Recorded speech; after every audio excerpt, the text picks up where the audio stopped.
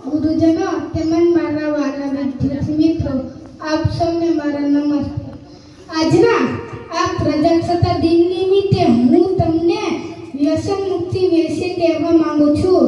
પ્રાણીઓ માટે કહેવત છે ને, ઊંટ મૂકે આંકડો ને બકરી મૂકે કાકરો, પણ આ બુદ્ધિશાળી ગણાતા માનવી કંઈ મૂકતા નથી.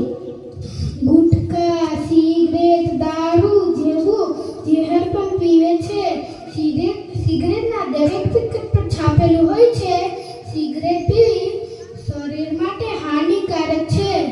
છતાં પણ આજનો માનવી સિગરેટ પીવે છે.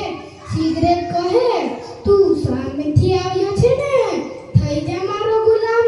તું મને પૂરી કર, હું તને પૂરું કરું. બાજુવાળા આપણા આંગળામાં કચરો નાખવા આવે તો આપણે નાખવા દઈએ નહીં ને? તો આપણા રોજ પવિત્ર શરીરમાં ગુટકા, સિગરેટ, દારૂ, તમાકુ એવો કચરો નાખે છે. આપણે 5 લાખની ગાડીમાં કદી કેરોસીન નથી નાખતા. કેમ? ગાડીનું એન્જિન ખરાબ થઈ જાય.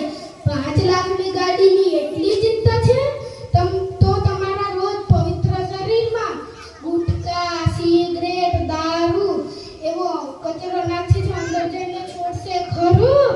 લીવર, ફેફસા, કિડની ખરાબ થઈ જશે તો માણસ વિચારે. ભલે મોત આવી જાય, ભલે શરીરની ઈજા થઈ જાય, બાકી વ્યસન છોડીશ નહીં એવું વિચારનારને મારું કહેવું છે કે તારા શરીર પર ફક્ત એકલાનો અધિકાર નથી.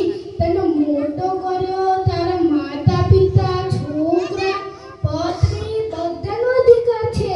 નસે સે નાતા તોડેગે, પરિવાર કો જોડેગે. પૈસાની તંગીના કારણે ઘણાના ભણતર છૂટતા જોયા છે. પૈસાની તંગીના